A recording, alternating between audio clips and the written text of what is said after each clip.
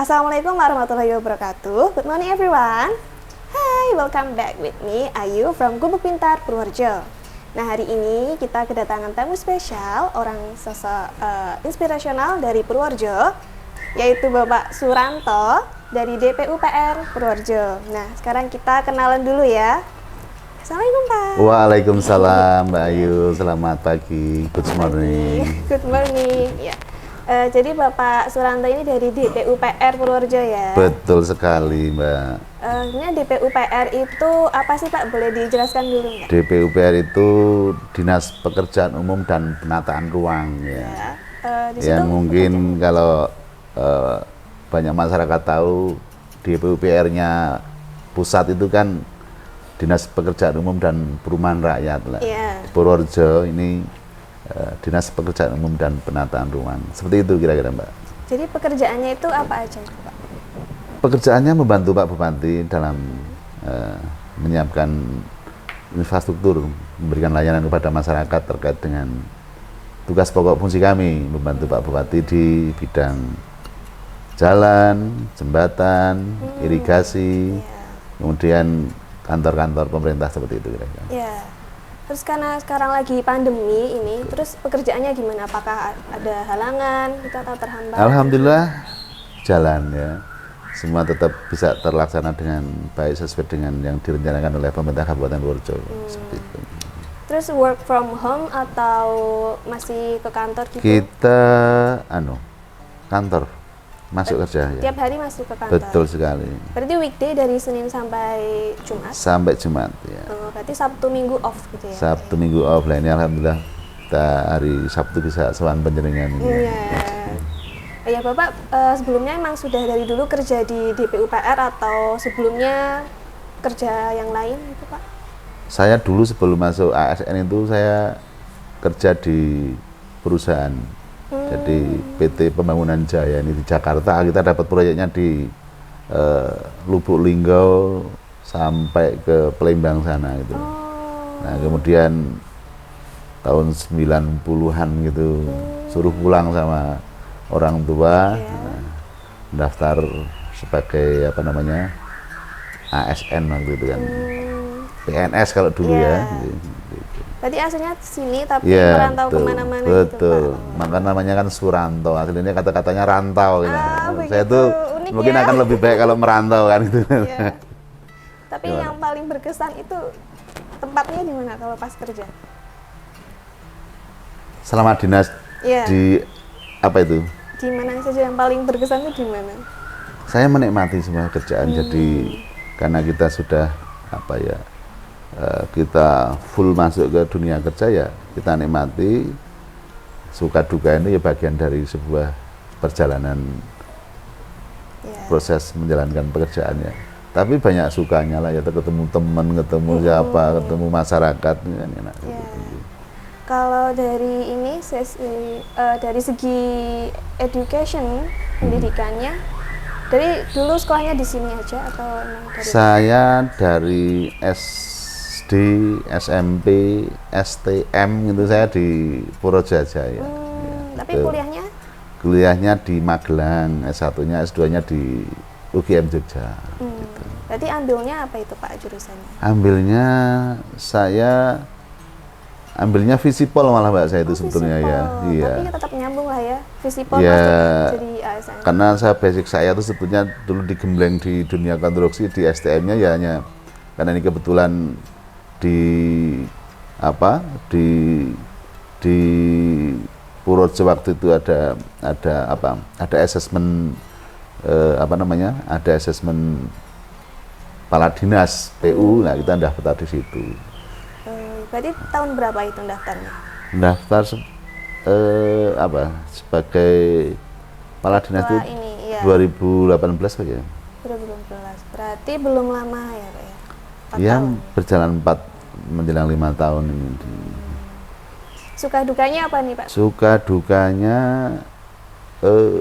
sukanya itu kalau ada laporan masyarakat langsung bisa tertangani. Kita merasa puas, jadi keluhan masyarakat terkait dengan infrastruktur yang, karena Purworejo ini bagian dari daerah yang rawan bencana ya. Di daerah bawah itu banjir, di daerah atas itu longsor. Jadi ketika itu infrastruktur yang menjadi tanggung jawab kabupaten kemudian terdampak bencana, kita akan merasa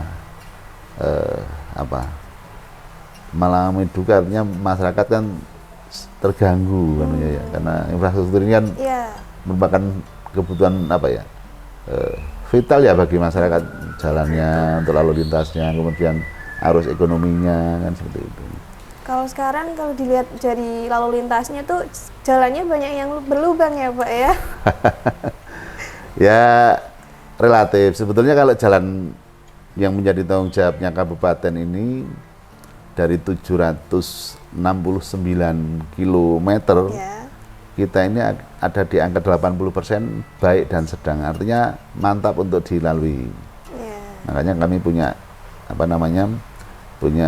punya slogan jalan aman, karena kami punya kemarin ikut PKN 2 itu kami mengambil proyek perubahan jalan aman di situ itu ya. Jadi di situ kalau sekiranya ada keluhan masyarakat terkait dengan jalan rusak, dia bisa melaporkan, langsung ditangani oleh teman-teman kami yang ada di UPT seperti itu. Ya, soalnya banyak banget yang lubang dari. Jadi begini Mbak Ayu, bahwa status jalan itu ada jalan desa, jalan kabupaten, jalan provinsi, dan jalan nasional, dan itu kewenangannya masing-masing.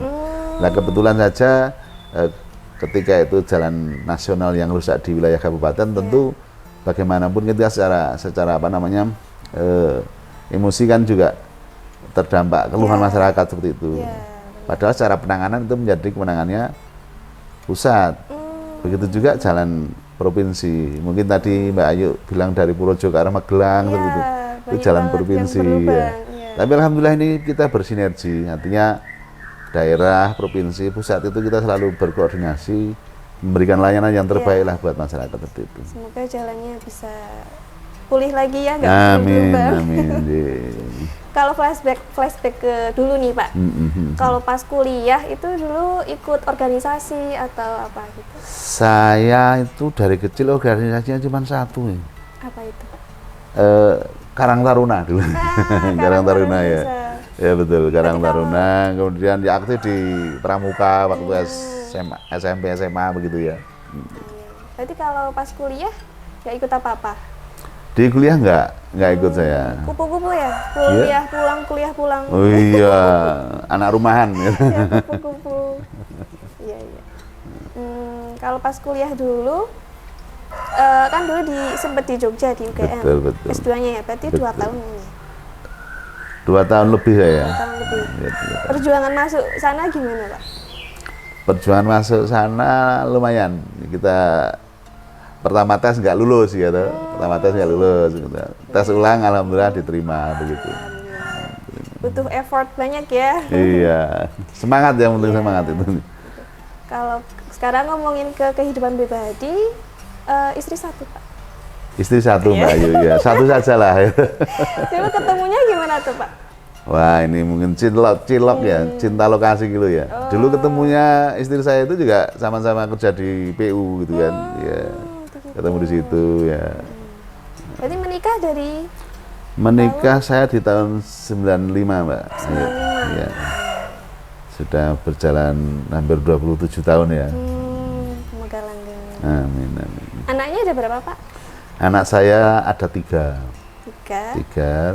Tapi Allah menghendaki anak saya nomor 1 itu dulu waktu masih usia 3 hari meninggal. Nah, sehingga anak saya ini 2. 2. Cewek dan cowok nih. Usianya? Yang cewek ini barusan kemarin ulang tahun di tanggal 19 April ya. Oh, baru banget. Ya, jadi dia alhamdulillah udah lulus kedokteran. Dia sekarang lagi intensif di Wonosobo Mbak. Oh, koas ya? Sudah nggak koas lagi. PTT nek kalau dulu itu program PTT, sekarang dia intensif. Jadi setelah intensif 1 tahun, mau daftar kerja silahkan, mau melanjutkan pendidikan lagi diperbolehkan seperti itu. Berarti sudah dapat profesi gelarnya itu ya? Sudah, Dokter Hajar Titi Azizah seperti itu. Hebat sekali. Kalau yang satunya? Yang satunya Muhammad Miriam Ramdhani ini sedang kuliah di UII semester 4 karena dampak pandemi. Begitu masuk kuliah ya udah selalu daring seperti terus itu. ya. Kalau daring gitu dari Bapak mensupportnya bagaimana Pak? Kami mensupportnya ya tentu bahwa semua tergantung terkait dengan masalah IT, kemudian kaitannya dengan masalah jaringan. Nah, kita siapkan semuanya dan kita jangan sampai anak ini kemudian kuliah karena daring ternyata dia nonton film, nonton macam-macam. Ya kita selalu cek. Tidur juga. Ya, jangan tidur kan gitu. Jadi ya mudah-mudahan pandemi berangsur semakin membaik. Jadi pembelajaran tatap muka bisa segera terlaksana dan harapannya memang berakhir ya. Apa namanya teman-teman atau anak-anak ini bisa kuliah dengan apa namanya tatap muka kan seperti itu. Karena kalau pandemi seperti ini tuh banyak halangannya Pak. Betul Mbak. Ya. Habis kotanya nggak bisa. Bener banget. Listrik mati nggak bisa belajar kan itu. Tadi pas di depan saya lihat ada ikan, itu ikan apa ya Pak ya? Wah, itu ikan aligator, Mbak. Aligator? Betul. Mahal ya, Pak? Itu pemangsa ikan juga itu dia. Mahal? Enggak, Mbak. Itu enggak beli, Mbak. Dikasih, Mbak. Karena saya tanggung jawab dikasih orang. Ini terus saya pelihara ini. Gede banget ikannya. Betul. Terus di rumah pelihara apa aja, Pak? Burung satu, Mbak. Burung berarti sama ikan itu? Iya. Iya. Namanya hidup di kampung kita. Ada ayam, ada burung, ada yang seperti itu Mbak Ayu. Tak kira tadi yang itu kandang kucing. Yang itu. Tapi nggak punya kucing? Punya Mbak. Oh punya? Iya. Berapa? Satu juga. Kucing Anggora? Persia? Apa itu anak saya yang paham anak saya itu, yang dokter itu kalau pulang itu yang dipegang malah kucing bukan bapaknya itu. Kucing, aduh, lovable banget kalau kucing ya. Baik Pak, sebagai Kepala Dinas PUPR ini, kalau boleh tahu anggaran yang dilonjorkan untuk itu kegiatannya itu berapa ya Pak ya? Terima kasih Mbak Ayu bahwa infrastruktur juga bagian dari layanan dasar yang harus diberikan kepada masyarakat, sehingga pemerintah Kabupaten Purworejo kecuali alokasi anggaran buat pendidikan, kesehatan, juga infrastruktur ini sangat diberatkan sekali. Hanya saja karena dampak dari pandemi COVID ini, kemampuan anggaran terkait dengan masalah PAD-nya juga berkurang, anggaran dari pemerintah pusat juga berkurang, sehingga kami di tahun 2021 kemarin alokasi anggaran kami sekitar 185 miliar sekian. Itu untuk apa namanya? Untuk menyelesaikan permasalahan-permasalahan terkait dengan masalah ada pembangunan jalan, peningkatan jalan, pemeliharaan jalan, juga ada pembangunan jembatan. Di sisi lain juga ada untuk digunakan karena kami melayani infrastruktur sumber daya air, bikin bendung, irigasi yang menjadi kewenangan kabupaten. Jadi alhamdulillah dari sekian alokasi anggaran ini bisa kami selesaikan semuanya, sehingga efeknya semata-mata untuk memberikan layanan kepada masyarakat biar satu tadi jalannya nyaman untuk dilalui, aman untuk dikendarai, lalu lintas perekonomian berjalan lancar. Kemudian yang infrastruktur sumber daya air, irigasi untuk pertanian, alhamdulillah bisa untuk mensuplai air biar pertanian kita berjalan baik, karena kita tahu Purworejo bagian dari lumbung padi di wilayah Jawa Tengah bagian selatan seperti itu. Jadi kami dan kawan-kawan bidang sumber daya air ini punya kewajiban untuk memelihara irigasi yang menjadi kewenangan pemerintah kabupaten. Di sisi lain juga membagi air. Jadi kita harus pintar-pintar mendistribusikan air pada saat Bapak Ibu warga kita petani itu membutuhkan air seperti itu. Kalau di Purworejo masih ada desa-desa yang kekurangan air nggak Pak? Masih banyak Mbak. Kalau musim kemarau seperti ini kan kebanyakan sumber air bersih ini ya. Ini biasanya disuplai dari BPBD ini, desa-desa yang kekeringan seperti itu.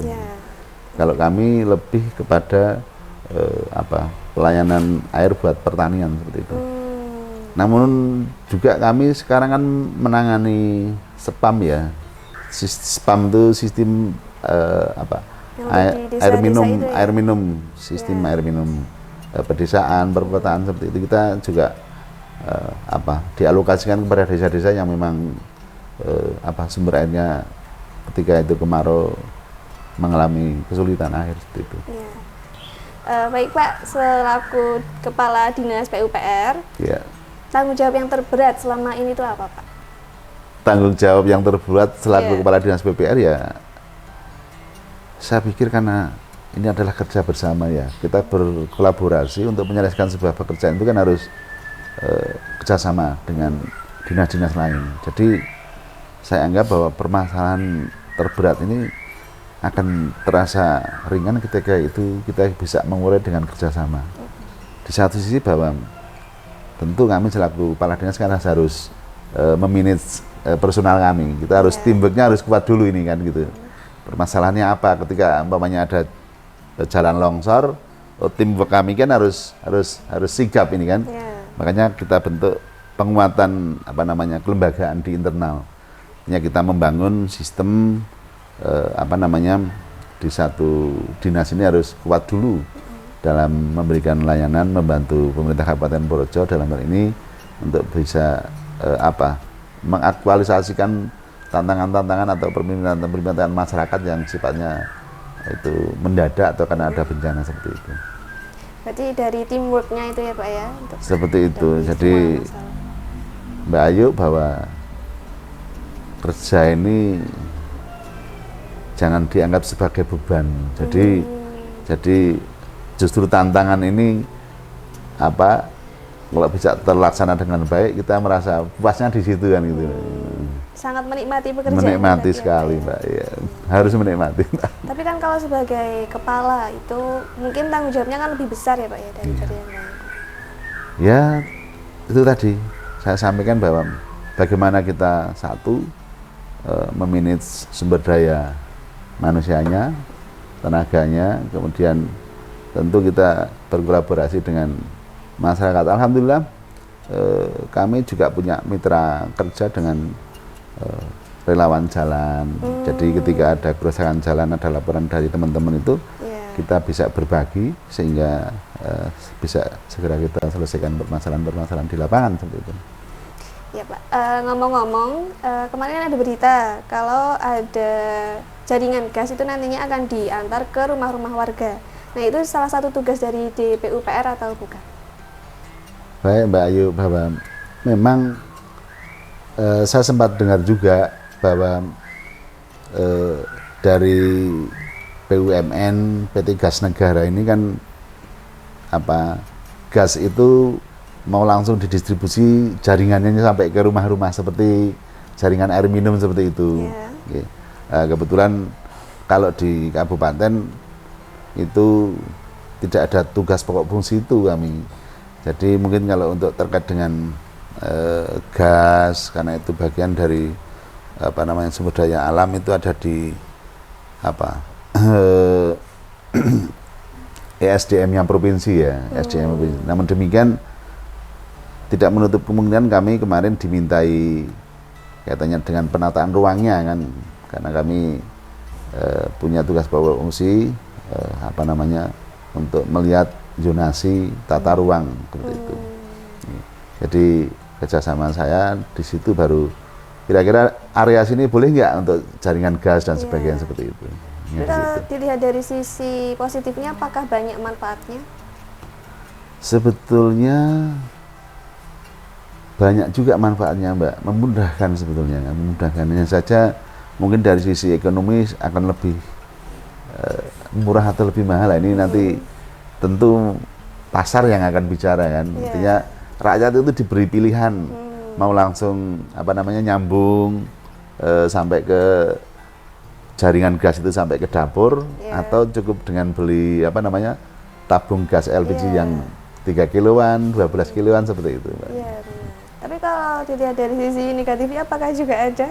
Sisi negatif ada juga karena masyarakat kita kadang kan terobsesi bahwa wah ini gas nanti membahayakan, nanti kebakaran dan sebagainya. Yeah. Ini rawan dengan kebakaran ya. Yeah. Nah, ini tentu pemerintah pusat ketika itu membuat jaringan harus atau sudah sudah membuat kajian ya bahwa ini aman untuk dikonsumsi seperti itu. Baik Bapak, kan sekarang sudah banyak ya pencapaiannya. Terus masih ada lagi nggak pencapaian yang belum tercapai gitu? Ya, sebagaimana yang tadi di awal kami sampaikan bahwa dalam membantu pemerintah Kabupaten Purworejo dalam hal ini RPJMD yang disusun oleh Pak Bupati, Bu Wakil Bupati, kami harus bisa menyelesaikan rencana pembangunan jangka menengah ini. Target kinerja kami penyelesaian jalan harus sampai ke angka 85, lah mudah-mudahan sampai periode RPJMD ini akan bisa terlaksana. Mohon doanya teman-teman dari Mbak Ayu dan kawan-kawan. Baik Pak, kan ini lagi heboh-hebohnya ya, katanya akan ada jalan tol yang buat masuk ke Purworejo. Nah, itu tanggapan Bapak bagaimana? Baik Mbak Ayu, bahwa Purworejo ini bagian dari daerah yang akan terlewati tol, betul sekali.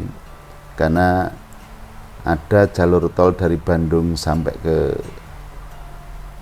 mana? Ke Cilacap.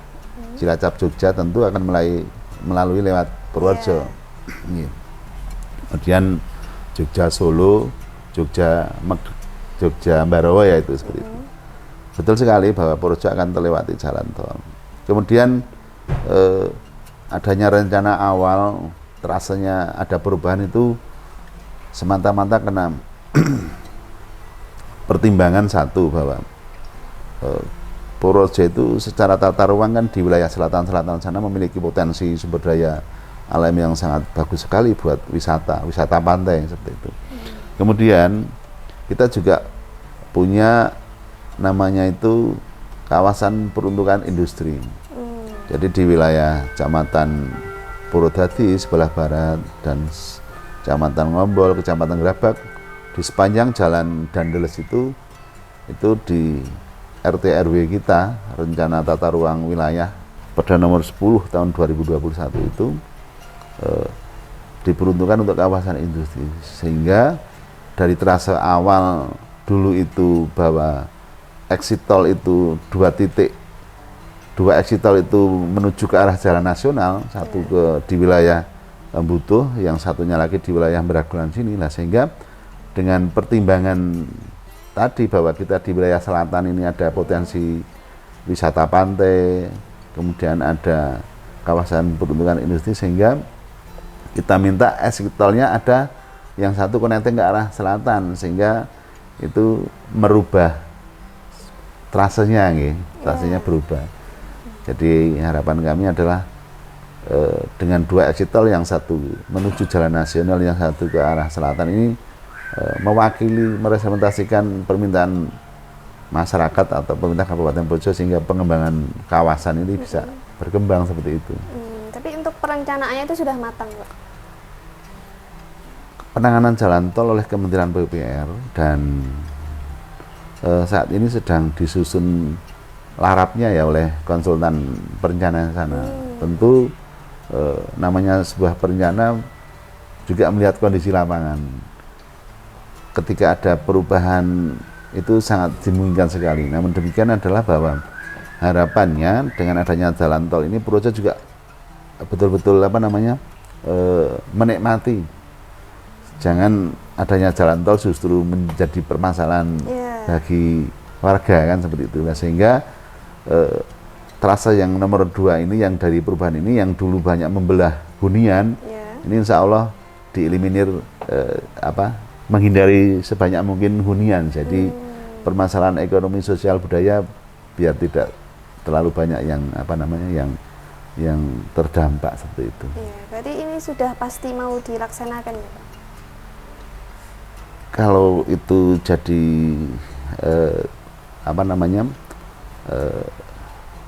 pembangunan strategis nasional pasti dilaksanakan. Cuma waktunya kapan ini kita Belum mudah-mudahan tahu. segera ya.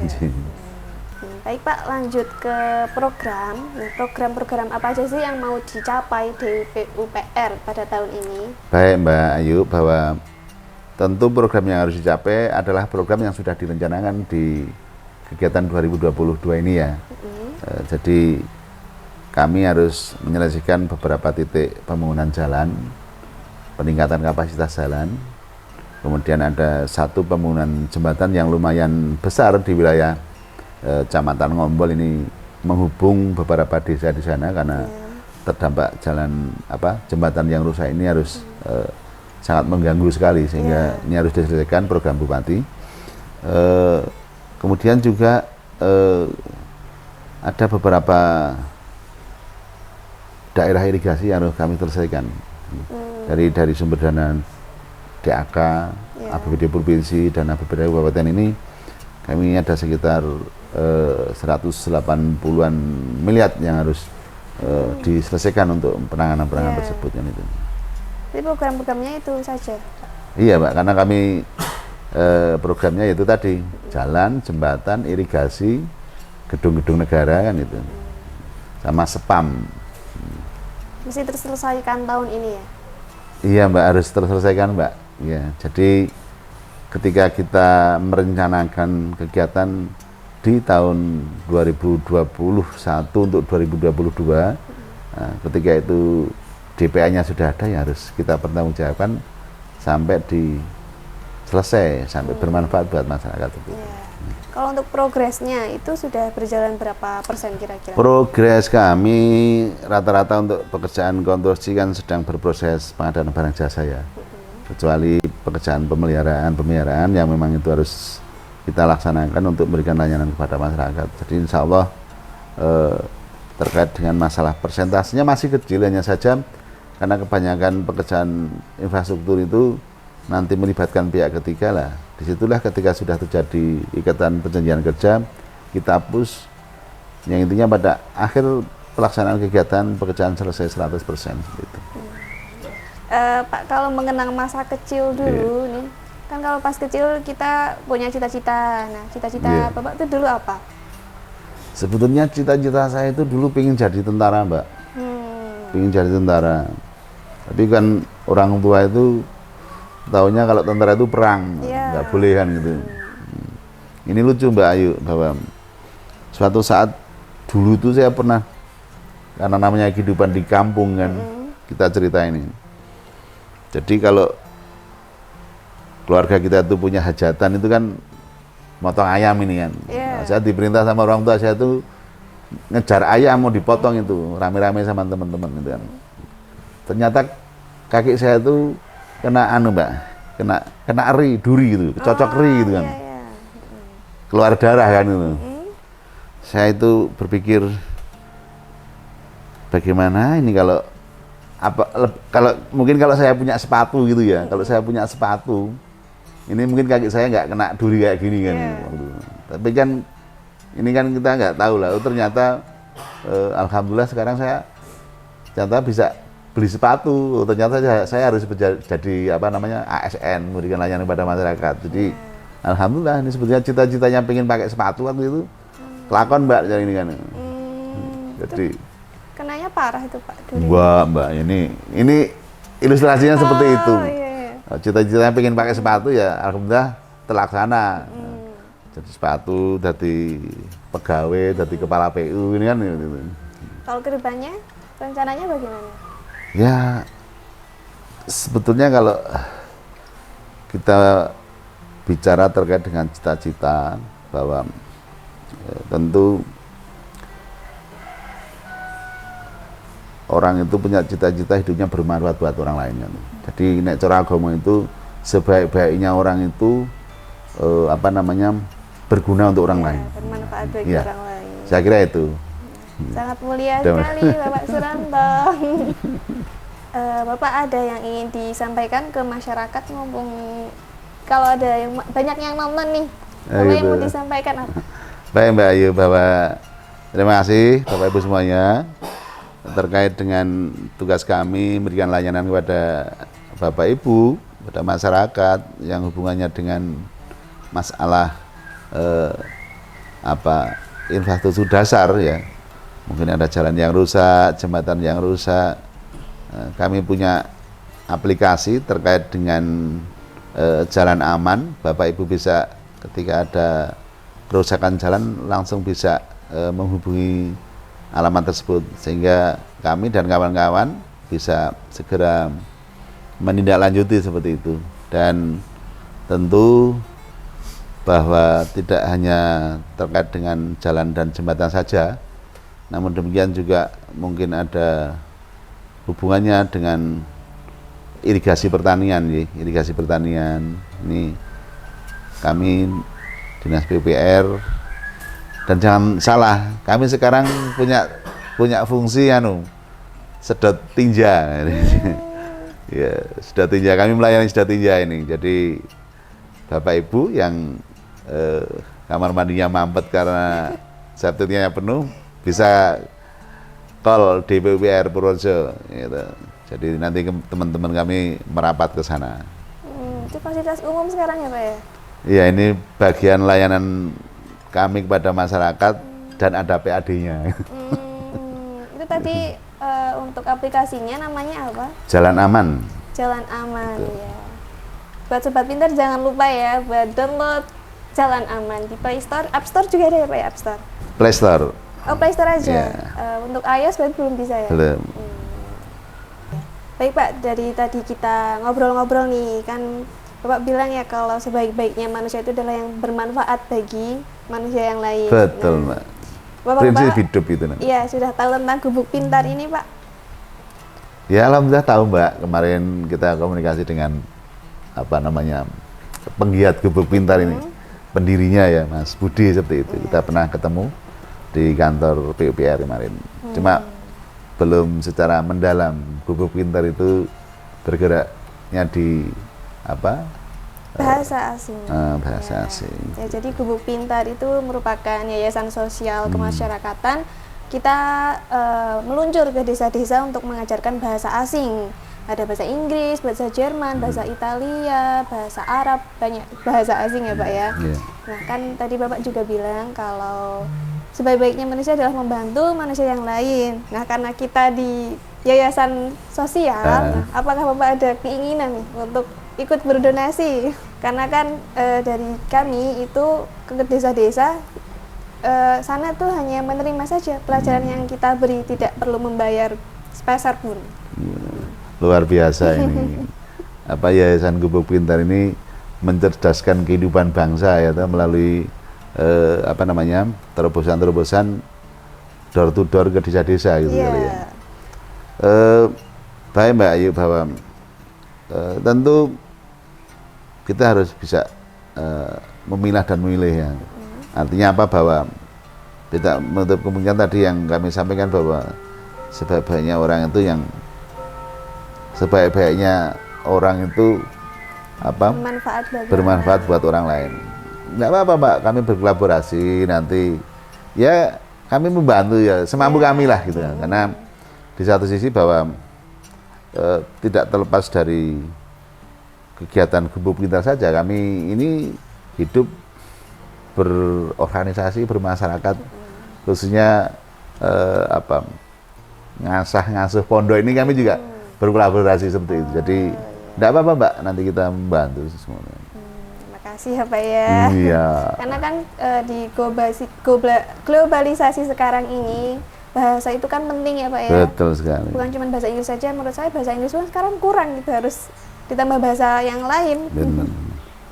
Baik Mbak, karena di era seperti ini memang masyarakat kita, terutama anak-anak kita yang sebetulnya punya potensi, namun demikian karena keterbatasan waktu, anggaran utamanya ini atau biaya, nah ini panjenengan dari Gubuk Pintar ini jemput bola ya sangat mulia sekali gitu. Nah, tentu harus menjalin kerjasama dengan banyak orang agar terus berjalan ya. Bisa berjalan kan seperti itu. Iya. Baik Bapak, terima kasih banyak atas waktunya, sudah menyempatkan untuk bincang-bincang bersama nih dengan Gubuk Pintar. Terima kasih juga atas masukannya tadi. Baik, terima kasih Mbak Ayu dan teman-teman yang telah melayani atau menerima kami. Oke. Selamat siang, selamat menjalankan ibadah puasa Ramadan. Baik Sobat Pintar, tadi kita sudah bincang-bincang bersama Bapak Suranto selaku Kepala Dinas DPUPR Purworejo. Sosok yang sangat inspirasional dan juga sangat mulia ya, karena suka membantu orang lain. Semoga bisa buat masukan buat Sobat Pintar. Terus tonton channelnya ya. Terima kasih.